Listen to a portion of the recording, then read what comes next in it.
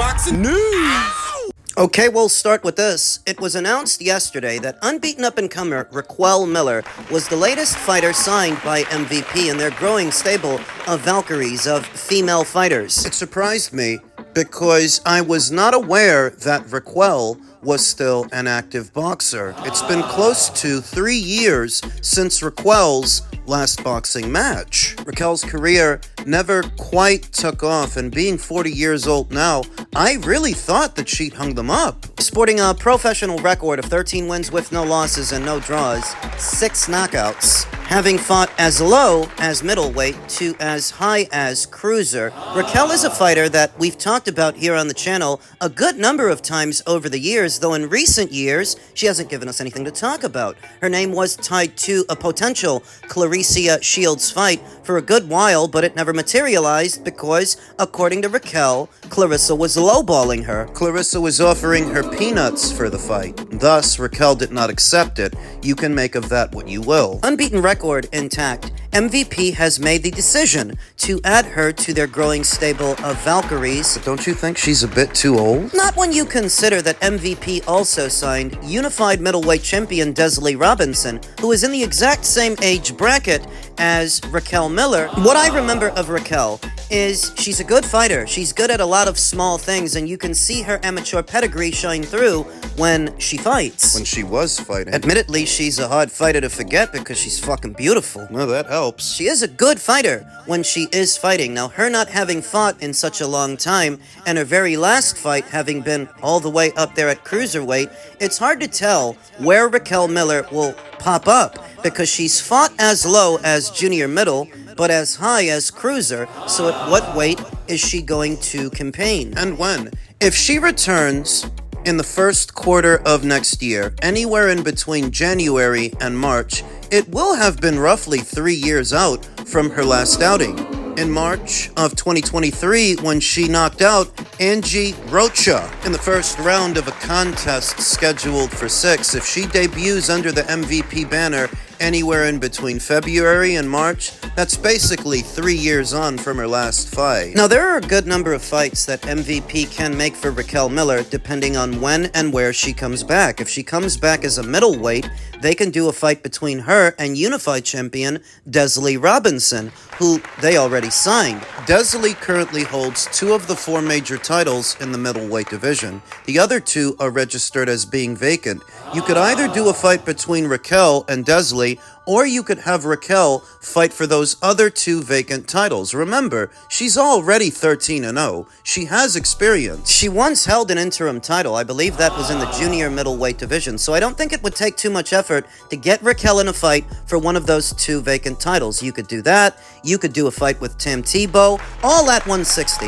At 168, you could do a fight between Raquel and Jadeja Green, or Franchon Cruz, the 2 champions at that weight at 175. You could do a fight with the WBA champion Che Keneally. You could do a fight with the IBF champion Lonnie Daniels. You could have Raquel fight for the newly vacated WBO title that nobody's holding right now. At heavyweight, well, at heavyweight, it then becomes about Claressa Shields, who holds all the alphabet titles up there, what I consider a fruitless endeavor, because I don't expect Claressa to pay out all that much money to her opponents. It was recently announced that she inked an $8 million deal with Dimitri Salita and Win Records, and I really don't know how that breaks down. Dimitri Salita was already promoting her, and Dimitri Salita is not the kind of big-time promoter that pays out but so much money, so we have to assume that the value of this deal is coming from Win Records, but who are they? And what are the odds that Claressa Shields is going to be paying her opponents good purses, good money for a fight? I wouldn't trust it. I don't think Raquel Miller's aim, now that she's back, should be Claressa Shields.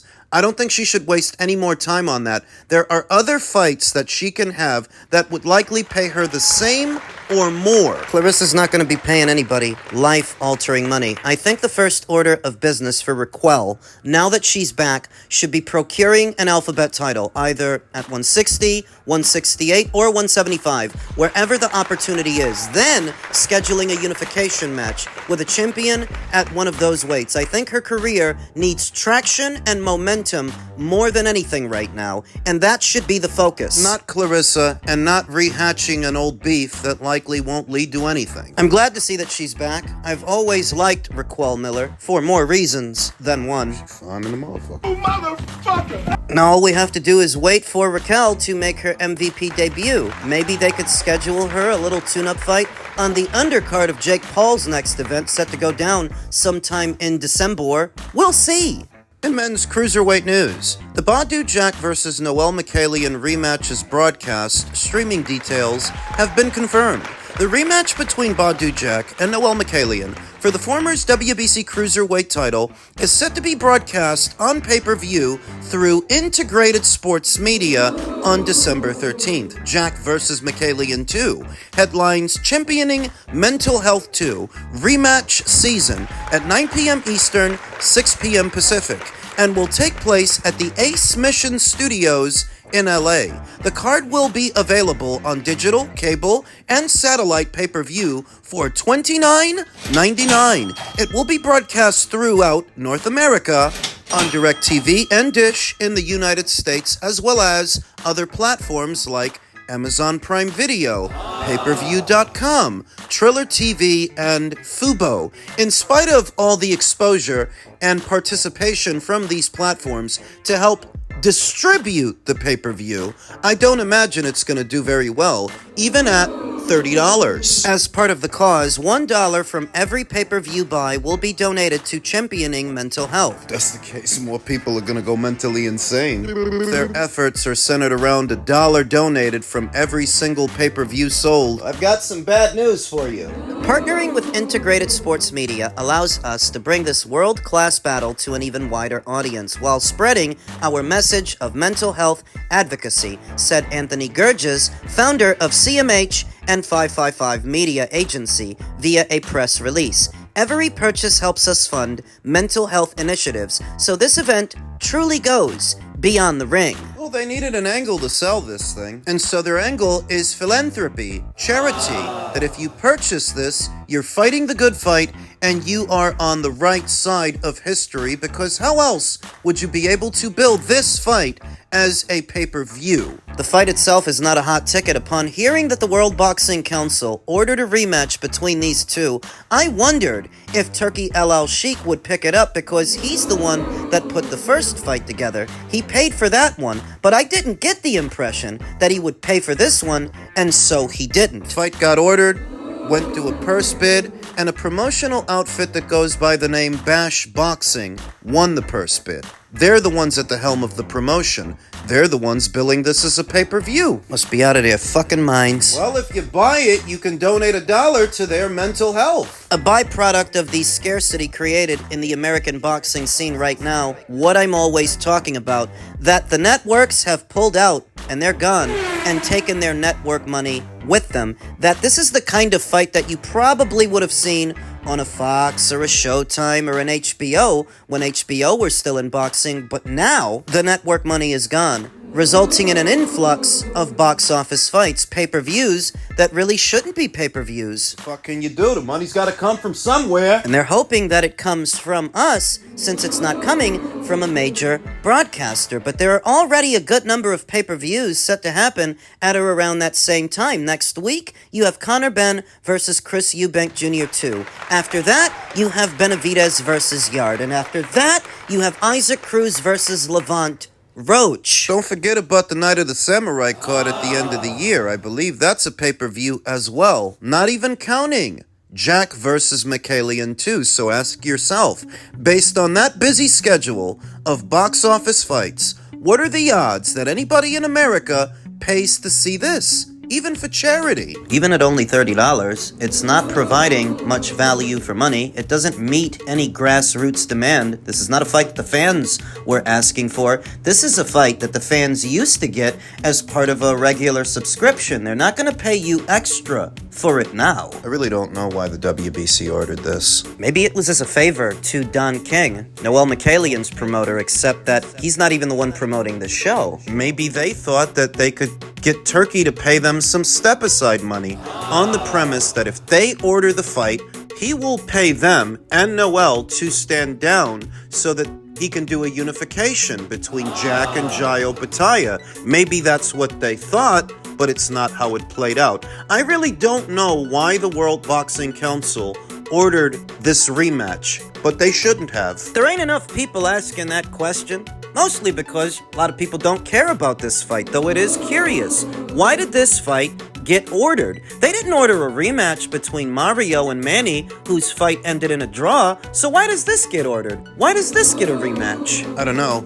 It is a fight of some consequence, though, even if it's not a hot ticket. Who ends up with the WBC title and what happens after that?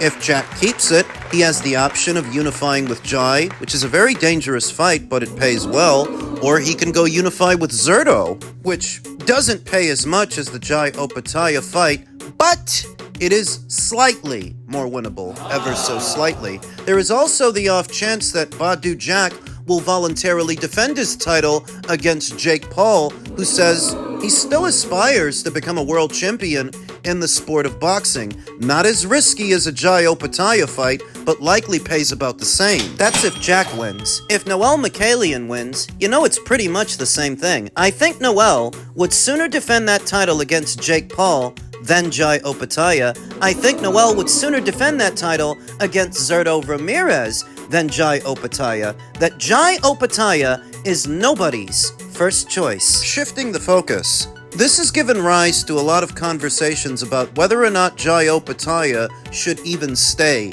in the Cruiserweight division and continue to pursue Undisputed. An old Army buddy of mine, Donovan Casp, said, "When was the last time you cared about a Jai Opataya fight? All that excitement after the Breedis fight, and since then, it's been meh." Registered Zionist Adam Abramovitz said, "Very strange moves by him and his team. The talent is undeniable, but having a coherent plan can help a lot." Yeah, they got a plan. The plan is Undisputed. Adam doesn't care about that plan. Adam believes that Jai Opataya should just move up now, move up to heavyweight. To which unbiased Brim, friend of the channel, said, "He's been ready to fight the other champions. It's not on him, and moving to heavyweight is a little premature." To which Adam responded, "Why is it premature? He could compete there right now and get on with his career. He's wasting his time right now. He's got a fight coming up in his native Australia against his mandatory challenger, Hussein Sin Cara." Needless to say, Adam and a lot of other people are not excited about that fight. Doesn't get their juices flowing like a lot of Jai Opataya's fights, but he's been doing what he can. He's been keeping busy where he can.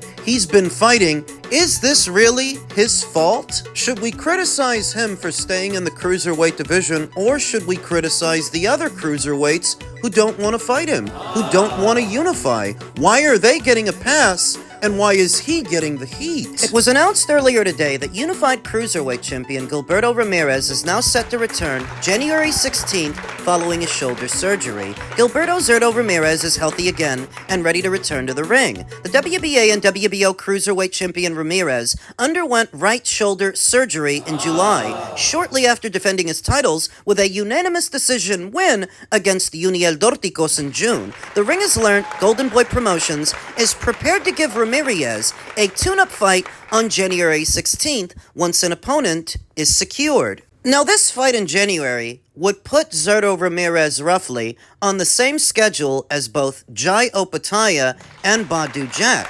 Jai and Jack are both fighting next month in December. Zurdo theoretically would fight the following month in January. So afterwards, if everybody makes it through their fights, they're on the same time. Zurdo, in that situation, could unify with Jack or unify with Jai. Oddly enough, the people at ESPN Knockout recently caught up with Zurdo Ramirez, and he wasn't talking about unification matches when they spoke to him. He talked about a fight with David Benavidez. Presumably after this tune-up fight on the 16th, once an opponent is secured, the fight will take place on the Alexis Rocha versus Raul Curiel undercard at the Acrisure Arena in Palm Desert, California. It's a curious situation because the critics seem to be putting more of a burden on Jai Opetaia to make something happen than the guys at his weight to make something happen with him. That why is he subject to all the criticism,